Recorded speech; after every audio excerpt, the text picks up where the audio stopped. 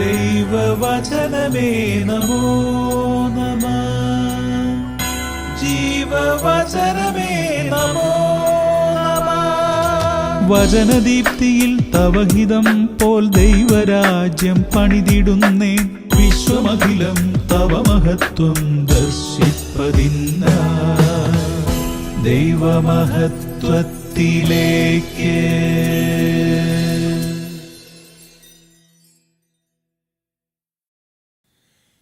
കർത്താവായ ഈശോയിൽ പ്രിയ സഹോദരങ്ങളെ, അപ്പോൾ കർത്താവിൻ്റെ ആത്മാവ് ശക്തമായി നിന്നിൽ ആവസിക്കും. നീയും അവരോടൊത്ത് പ്രവചിക്കാൻ തുടങ്ങും. മറ്റൊരു മനുഷ്യനായി മാറും. ഇവ സംഭവിക്കുമ്പോൾ യുക്തം പോലെ ചെയ്തു കൊള്ളുക. ദൈവം നിന്നോടുകൂടിയുണ്ട്. 1 സാമുവൽ 10:6-7. ഇനി എന്താണ് ചെയ്യേണ്ടത്, എന്താണ് തിരഞ്ഞെടുക്കേണ്ടത് എന്നീ വിധത്തിൽ ചിന്തിച്ച് ചഞ്ചലിക്കുന്ന അവസരങ്ങൾ നമ്മുടെ ജീവിതത്തിൽ ഉണ്ടാകാറുണ്ട്.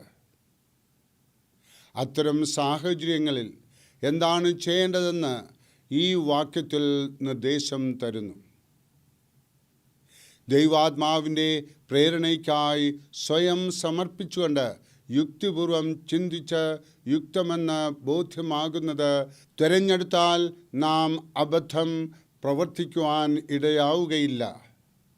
ആത്മാവിനെ ഏൽപ്പിച്ചു എന്ന ഭാവത്തിൽ ചിന്താശൂന്യമായി പ്രവർത്തിക്കുന്നതും യുക്തിയും ബുദ്ധിയും മാത്രം മതിയെന്ന് കരുതി ദൈവാത്മാവിനെ അവഗണിക്കുന്നതും ശരിയല്ല. അവ ഒരുമിച്ച് പോകേണ്ടതാണ്. സാമുവൽ സൗലിനെ രാജാവായി അഭിഷേകം ചെയ്തു. കൃഷിക്കാരനായി അന്നുവരെ ജീവിച്ച സൗലിന് ഇനി എന്താണ് ചെയ്യേണ്ടതെന്ന് നിശ്ചയമില്ലായിരുന്നു. അപ്പോൾ സാമുവൽ സൗലിനോട് പറഞ്ഞതാണ് നമ്മുടെ ധ്യാനവാക്യം. സൗലിൻ്റെ മേൽ പരിശുദ്ധാത്മാവ് വരും. അപ്പോൾ യുക്തമെന്ന് തോന്നുന്നതെന്തോ അത് പ്രവർത്തിക്കുമെന്ന് പ്രവാചകൻ പറയുന്നു. വിശ്വസ്തനായി സഭയിൽ ശുശ്രൂഷ ചെയ്യുന്ന ഒരു പുരോഹിതൻ സ്വന്തം അനുഭവം ഇപ്രകാരം വിവരിച്ചു. സെമിനറിയിൽ ചേരുവാൻ അപേക്ഷ അയച്ച ദിവസം വലിയ ചഞ്ചലിപ്പ് അനുഭവപ്പെട്ടു.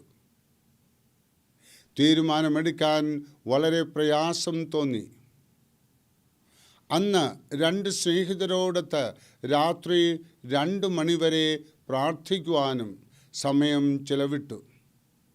അതിനുശേഷം വീട്ടിലേക്ക് മടങ്ങുമ്പോൾ തൻ്റെ തിരഞ്ഞെടുപ്പിനെപ്പറ്റി നിശ്ചയം ലഭിച്ചിരുന്നു. ഇന്നും പതറാതെ തൻ്റെ ശുശ്രൂഷയിൽ ഏകാഗ്രതയോടുകൂടെ പ്രവർത്തിക്കുവാൻ അദ്ദേഹത്തിന് സാധിക്കുന്നു. പ്രിയമുള്ളവരെ, നമുക്ക് ഉറച്ച തീരുമാനങ്ങൾ പരിശുദ്ധാത്മാവിൽ എടുത്തുകൊണ്ട് മുന്നോട്ട് പോകാം. ആത്മാവിൻ്റെ സഹായം എപ്പോഴും ഉണ്ടായിരിക്കും. പരിശുദ്ധമ്മ ഐഎംഎസ് അതിനായിട്ട് നമ്മളെ സഹായിക്കട്ടെ. ആമേൻ.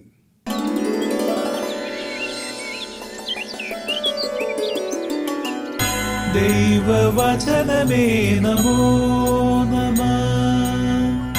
ജീവവചനമേ നമോ നമഃ.